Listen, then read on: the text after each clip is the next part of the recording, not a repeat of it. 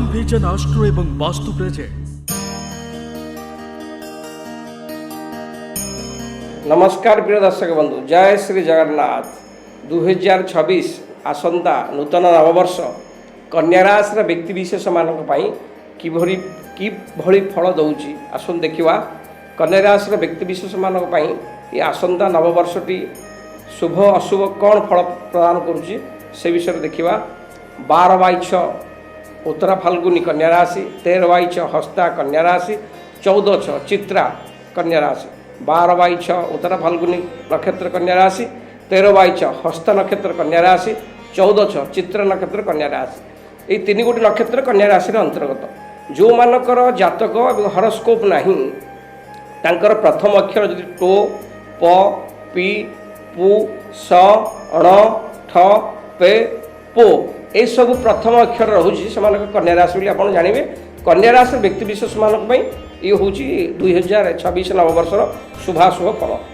कन्या राशि व्यक्ति माने जीवन शैली बहुत बुद्धिमान और विश्लेषक, बुद्धि बहुत चालाक एमाने समस्त निजुक बेसी बुद्धिमान बोली भावती। एमाने सबुबले भावी चिंती पदक्षेप नियंती। एमाने स्वार्थवादी होता एमार निजर बुद्धि निजर ढाल भली सुरक्षा निजुक करथांती। एमाने व्यापार वाणिज्य बहुत प्रवीण होता।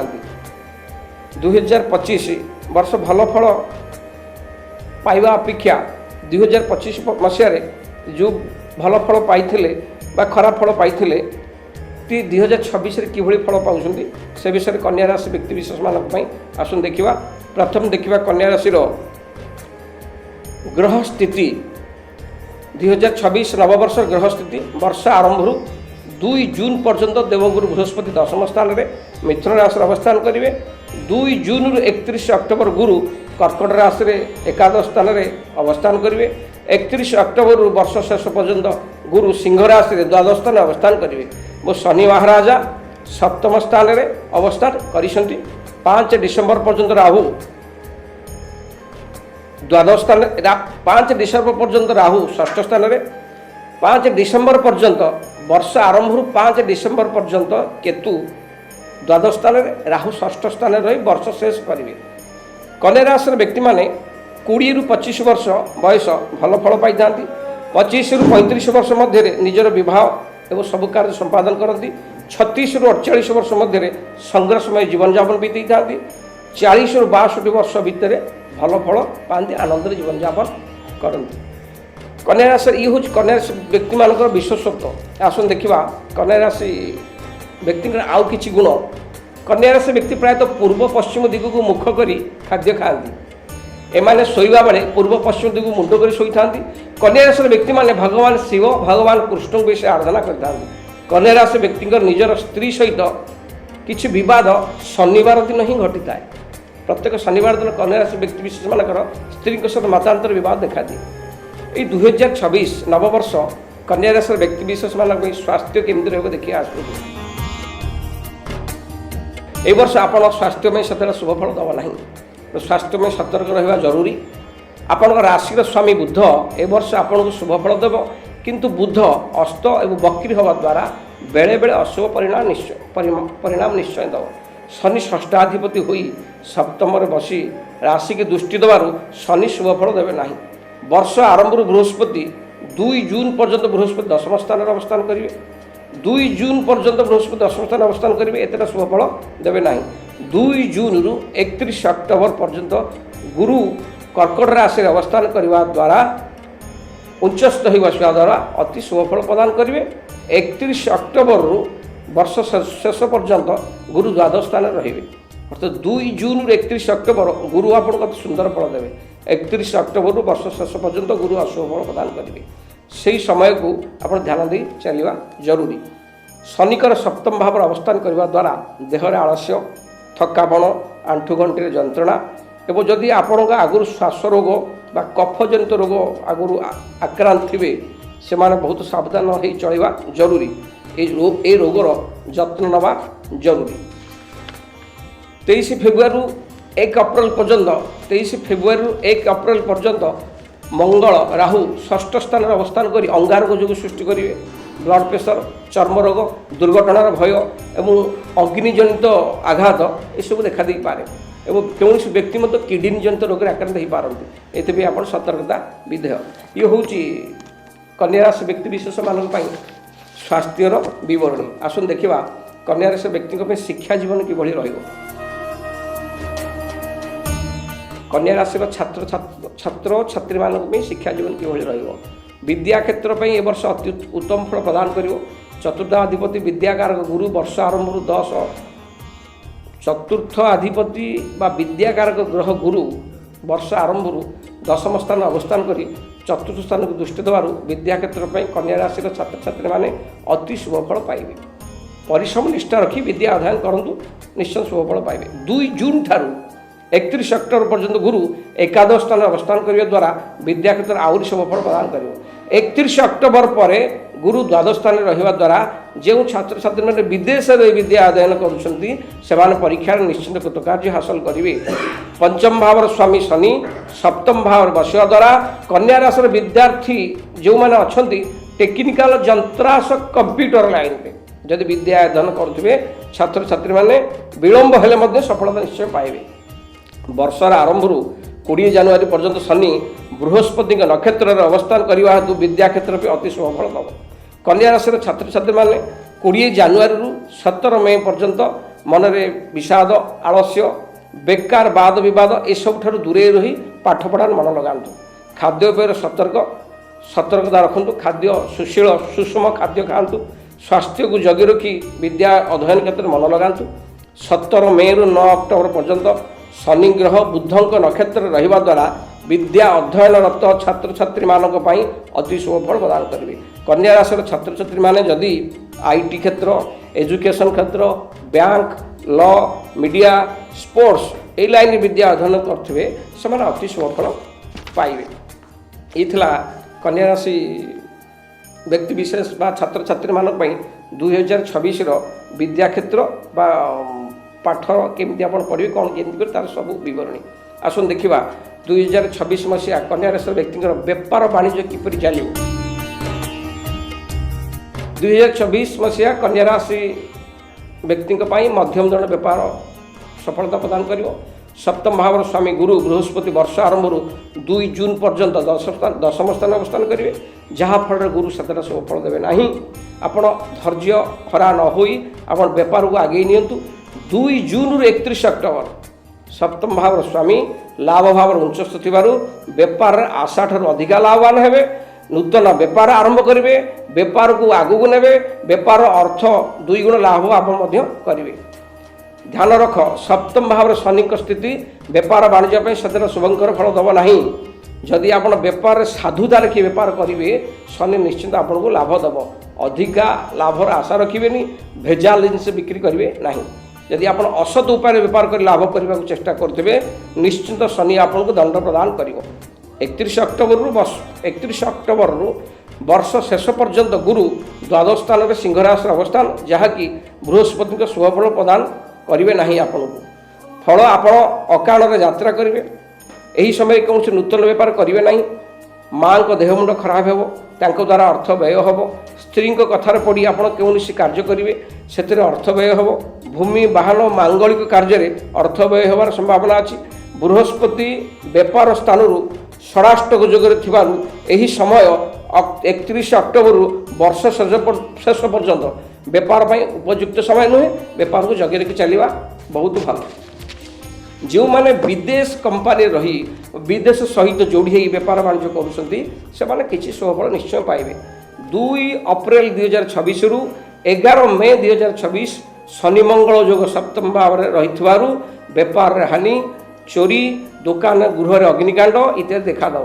22/8/2020ରୁ 22/8/2026ରୁ 6 ସେପ୍ଟେମ୍ବର 2026 ପର୍ଯ୍ୟନ୍ତ ବୁଧ କେତୁ ଜଡ଼ତ୍ୱ ଯୋଗ ସୃଷ୍ଟି କରୁଥିବାରୁ ଲିଗାଲ କମ୍ପ୍ଲିକେସନ୍, ଦୂରଯାତ୍ରାରେ ବାଧା, ବେପାର ବାଣିଜ୍ୟରେ କ୍ଷତି ସହିବାକୁ ପଡ଼ିବ।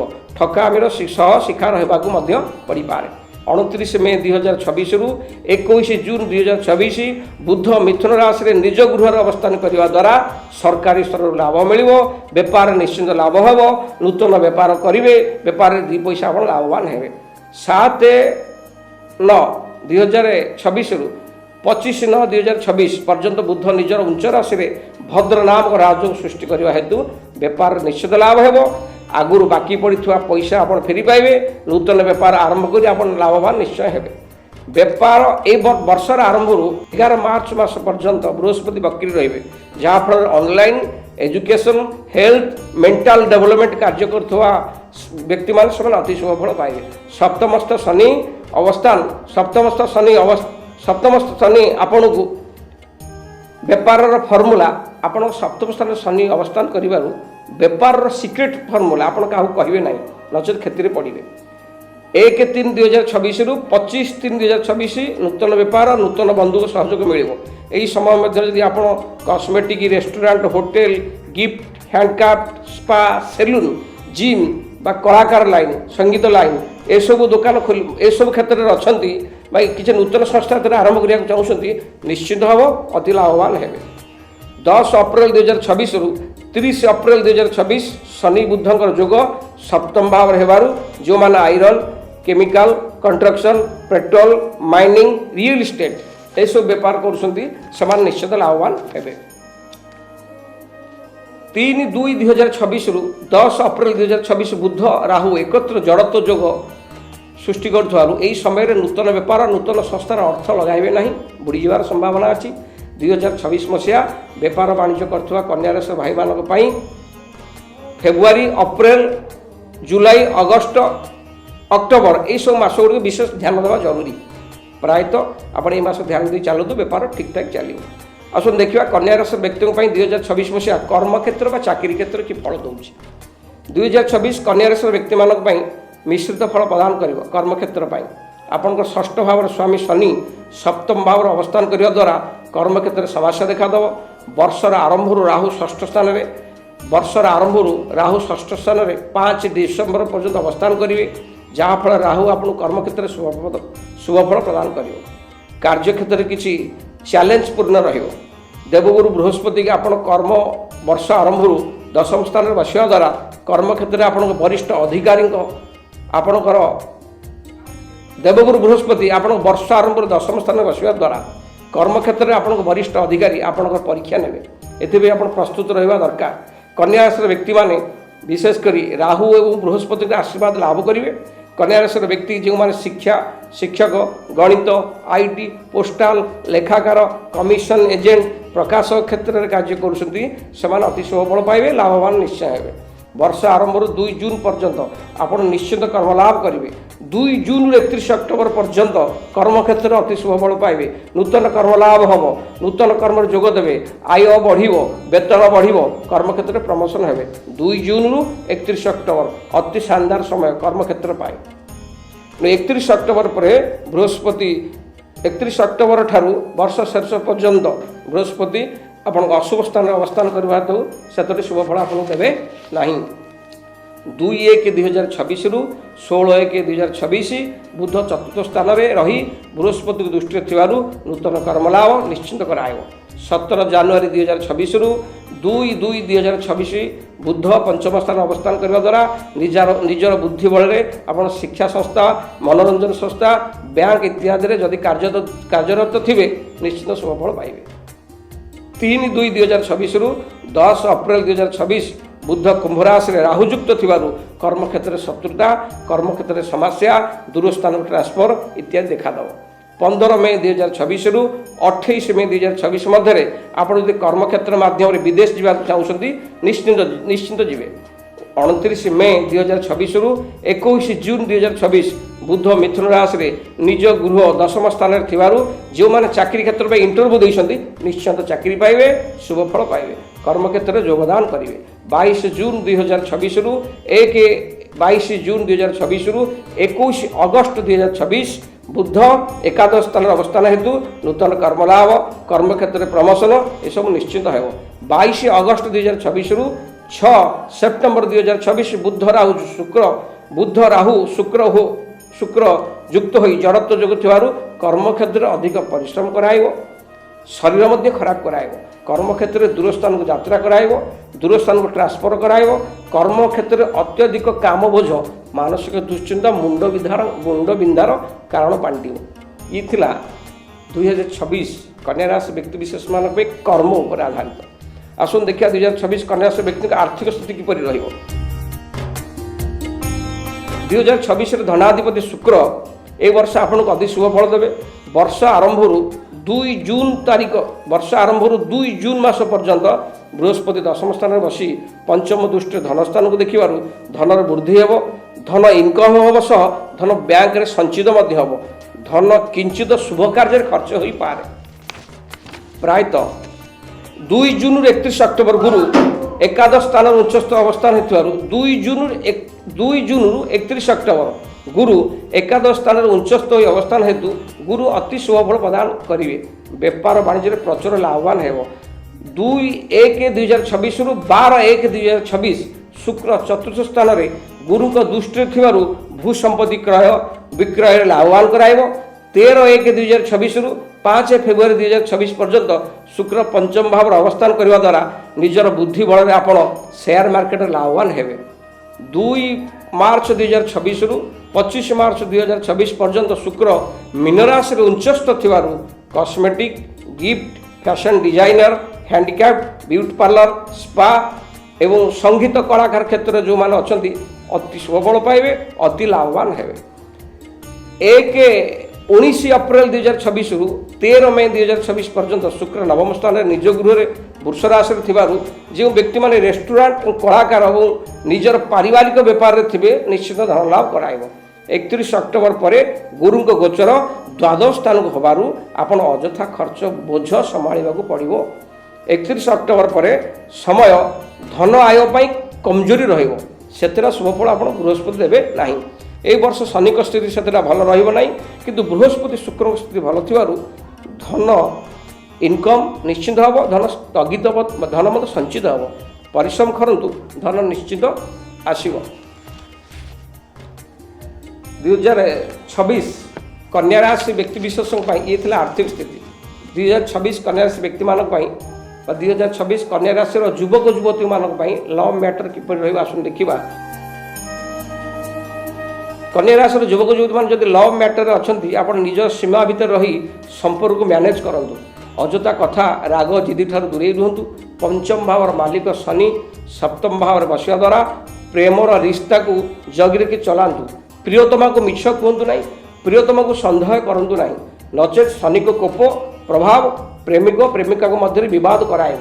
2 ଜୁନ୍ 2026ରୁ 31 ଅକ୍ଟୋବର 2026 ଗୁରୁ ଉଚ୍ଚସ୍ଥ ହୋଇ ଏକାଦଶ ସ୍ଥାନରେ ବସିଥିବାରୁ ସପ୍ତମ ଶନିଙ୍କ ଉପରେ ଗୁରୁଙ୍କର ଅମୃତ ଦୃଷ୍ଟି ପଡ଼ୁଥିବାରୁ ସେମାନଙ୍କ ପ୍ରେମ ଗୁରୁଜନଙ୍କ କାନରେ ପଡ଼ି ଗୁରୁଜନଙ୍କ ହସ୍ତକ୍ଷେପରେ ବିବାହ କ୍ଷେତ୍ରରେ ପରିଣତ ହେବ। ଉଭୟକୁ ବିବାହ କରିବେ ନିଶ୍ଚୟ। ପଞ୍ଚମ ଶନି ନିଜ ସ୍ଥାନର ତୃତୀୟ ସ୍ଥାନରେ ଅବସ୍ଥାନ କରିବା ହେତୁ କିଛି ପ୍ରେମିକାମାନଙ୍କ ମଧ୍ୟରେ ବିବାଦ ହୋଇ ନୂତନ ଲଭ୍ ପାର୍ଟନର ସହିତ ଆପଣ ଆଟାଚମେଣ୍ଟ ହୋଇପାରନ୍ତି। ଆପଣଙ୍କ ପ୍ରେମ ଜୀବନର ଡୋରି ଶନି ମହାରାଜାଙ୍କ ହାତରେ ଥିବାରୁ ନିଜର ପ୍ରେମ ଗଭୀର ଭାବରେ ଗ୍ରହଣ କରିବା ଦରକାର। 2 ମାର୍ଚ୍ଚ 2026ରୁ 25 ମାର୍ଚ୍ଚ 2026 ମଧ୍ୟରେ ପ୍ରେମର କାରକ ଶୁକ୍ର ପ୍ରେମର ଅଧିପତି ଶନି ଏକ ସାଙ୍ଗରେ ବିବାହ ସ୍ଥାନରେ ଅବସ୍ଥାନ ହେତୁ ପ୍ରେମ ଯେଉଁମାନେ କରୁଛନ୍ତି ସଫଳତା ଲାଭ କରିବେ, ବିବାହ ଜୀବନରେ ନିଶ୍ଚୟ ଆବଦ୍ଧ ହେବେ। ପ୍ରାୟତଃ 14 ମେ 2024ରୁ 2 ଜୁନ୍ 2026 ମଧ୍ୟରେ ପ୍ରେମର କାରକ ଶୁକ୍ର ବିବାହ କାରକ ବୃହସ୍ପତି ଏକତ୍ର ହୋଇ ଦଶମ ସ୍ଥାନ ଅବସ୍ଥାନ କରିବା ଦ୍ୱାରା ଲୁଛାଛପା ପ୍ରେମ ଆପଣଙ୍କୁ ବିବାହ ବନ୍ଧନରେ ନିଶ୍ଚିନ୍ତ ଯୋଡ଼ିବ। ଏହି ବର୍ଷ ଶୁକ୍ର ବୃହସ୍ପତି ସ୍ଥିତି ଭଲ ଥିବାରୁ ପ୍ରେମ କ୍ଷେତ୍ରରେ ବା ଲଭ୍ ମ୍ୟାଟରରେ କନ୍ୟା ରାଶିର ଯୁବକ ଯୁବତୀମାନେ ନିଶ୍ଚିତ ସଫଳତା ପାଇବେ। ଆସନ୍ତୁ ଦେଖିବା 2026 ନବବର୍ଷରେ କନ୍ୟା ରାଶିର ଅବିବାହିତ ଯୁବକ ଯୁବତୀମାନେ ବିବାହ ଯୋଗ୍ୟ ବା କେବେ ବିବାହ ହେବେ। ଆସନ୍ତୁ ଦେଖିବା 2/6/2026ରୁ 31/10/2026 ମଧ୍ୟରେ ବିବାହ କାରକ ଗୁରୁ ଉଚ୍ଚସ୍ଥ ଥିବାରୁ ଏହି ସମୟ ଅତି ଶୁଭଫଳ ପ୍ରଦାନ କରିବ। ଅବିବାହିତ ଥିବା ଯୁବକ ଯୁବତୀମାନେ ଏହି ସମୟ ଭିତରେ ବିବାହ ବନ୍ଧନରେ ଆବଦ୍ଧ ହେବେ। ସପ୍ତମ ଶନି ବିବାହ କାର୍ଯ୍ୟରେ ବାଧା ଦେବ।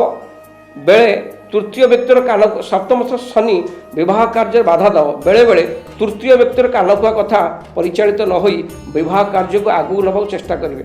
2 ମାର୍ଚ୍ଚ 2026ରୁ 25 ମାର୍ଚ୍ଚ 2026 ମଧ୍ୟରେ ବିବାହ କାର୍ଯ୍ୟ ସ୍ଥିର ହେବ।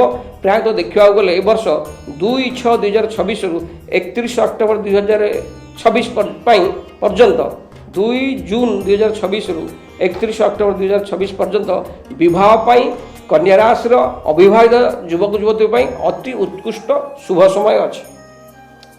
2026 ଏହି ନବବର୍ଷର କନ୍ୟା ରାଶି ବ୍ୟକ୍ତିମାନଙ୍କ ପାଇଁ ଭୂମି ଭବନ ଜାଗା ଯାନବାହନ କିପରି ଆପଣ କିଣିବେ କି ନ କିଣିପାରିବେ କି ଯାନବାହନ ଦ୍ୱାରା କିଛି ଆଘାତ ପାଇବେ ଆସନ୍ତୁ ଦେଖିବା। ଏ ବର୍ଷ ଚତୁର୍ଥ ଭାବକୁ ଶନିଙ୍କର ଦଶମ ଦୃଷ୍ଟି ଥିବାରୁ ଗୃହ ଭୂମି ଯାନବାହନ ତୋଳିବାରେ ବହୁ ସମସ୍ୟା ସୃଷ୍ଟି କରାଇବ। ଆପଣ ବିବାଦୀୟ ଜାଗା ବିବାଦୀୟ ଗୃହ କିଣନ୍ତୁ ନାହିଁ। ଯେତେ କମ୍ ମୂଲ୍ୟରେ ମିଳିଲେ ମଧ୍ୟ ଯଦି କମ୍ ମୂଲ୍ୟରେ ମିଳୁଛି ଜାଗା ଆପଣଙ୍କୁ ବିବାଦୀୟ ଜାଗା ଆପଣ ଜମା କିଣନ୍ତୁ ନାହିଁ। ଯେଉଁ ଜାଗା ଘର କିଣିବା ପାଇଁ ପୂର୍ବରୁ ଭଲ କରି ଯେଉଁ ଜାଗା ଘର କରିବା ପାଇଁ କିଣୁଛନ୍ତି ସେ ଜାଗାର କାଗଜପତ୍ର ଭଲ ପୂର୍ବେ ଯାଞ୍ଚ କରନ୍ତୁ, ତାପରେ ସେ ଜାଗା କିଣନ୍ତୁ। ଯାନବାହନ କିଣିବା ପାଇଁ 2026 ବହୁତ ଭଲ ରହିବ। ନୂତନ ଯାନବାହନ ହେଉ କିମ୍ବା ପୁରୁଣା ଯାନବାହନ ହେଉ ନିଶ୍ଚିନ୍ତ କିଣିବେ। 2/1/2026ରୁ 12/1/2026, 26/3/2026ରୁ 18 ଅପ୍ରିଲ 2026, 19 ଅପ୍ରିଲ 2026ରୁ 13 ମେ 2026 ଏହି ସମୟ ଯାନବାହନ କିଣିବା ପାଇଁ ଅତି ଉତ୍କୃଷ୍ଟ ସମୟ ବା ଅତି ସୁନ୍ଦର ସମୟ ରହିବ। ପ୍ରିୟ ଦର୍ଶକ ବନ୍ଧୁ, କନ୍ୟା ରାଶିର ବ୍ୟକ୍ତିବିଶେଷମାନଙ୍କ ପାଇଁ ଏହି ବର୍ଷଟି ଆହୁରି ସରସ ସୁନ୍ଦର କରିବା ପାଇଁ କିଛି ପ୍ରତିକାର ମୁଁ ଆପଣଙ୍କୁ ବତାଉଛି, କରନ୍ତୁ, ନିଶ୍ଚୟ ଶୁଭଫଳ ପାଇବେ। ପ୍ରତ୍ୟେକ ବୁଧବାର ଦିନ ଗଣେଶଙ୍କୁ ଦର୍ଶନ କରନ୍ତୁ। ଗଣେଶଙ୍କୁ ଦୁବ ସିନ୍ଦୁର ଲାଲ ଫୁଲ ଅର୍ପଣ କରନ୍ତୁ। ପ୍ରତ୍ୟେକ ଶନିବାର ନିରାମିଷ ଭୋଜନ କରନ୍ତୁ। କାଳୀ ଗାଈର ସେବା କରନ୍ତୁ। କାଳୀ ଗାଈର କଳା ରଙ୍ଗର ଗୋମାତାର ସେବା କରନ୍ତୁ। କଳା ରଙ୍ଗର ଗୋମାତାକୁ କିଛି ଖାଦ୍ୟ ଖାଇବାକୁ ଦିଅନ୍ତୁ। ଭାଇ ଭଉଣୀଙ୍କ ସହ ମଧୁର ସମ୍ପର୍କ ରଖନ୍ତୁ। ପ୍ରତ୍ୟେକ ଦିନ ହନୁମାନ ଦର୍ଶନ କରନ୍ତୁ। ବଜରଙ୍ଗ ବାଣ କିମ୍ବା ହନୁମାନ ଚାଳିଶା ଯେକୌଣସି ହନୁମାନଙ୍କ ମନ୍ତ୍ର ପାଠ କରନ୍ତୁ। ସ୍ୱାମୀ ସ୍ତ୍ରୀଙ୍କ ମଧ୍ୟରେ ମଧୁର ସମ୍ପର୍କ ରଖନ୍ତୁ। ବହୁତ ଭଲରେ ଏ ବର୍ଷଟି କଟିବ, ଆନନ୍ଦରେ ରହିବେ। ଦର୍ଶକ ବନ୍ଧୁ, ଇଏ ଥିଲା କନ୍ୟା ରାଶି ବ୍ୟକ୍ତିବିଶେଷମାନଙ୍କ ପାଇଁ 2026 ନବବର୍ଷର କିଞ୍ଚିତ ଶୁଭାଶୁଭ ଫଳ। ଶ୍ୟାମ ଭିଜନ ଆଷ୍ଟ୍ରୋ ଏବଂ ବାସ୍ତୁ ଚ୍ୟାନେଲକୁ ଲାଇକ୍ ସେୟାର ଏବଂ ସବସ୍କ୍ରାଇବ୍ କରନ୍ତୁ।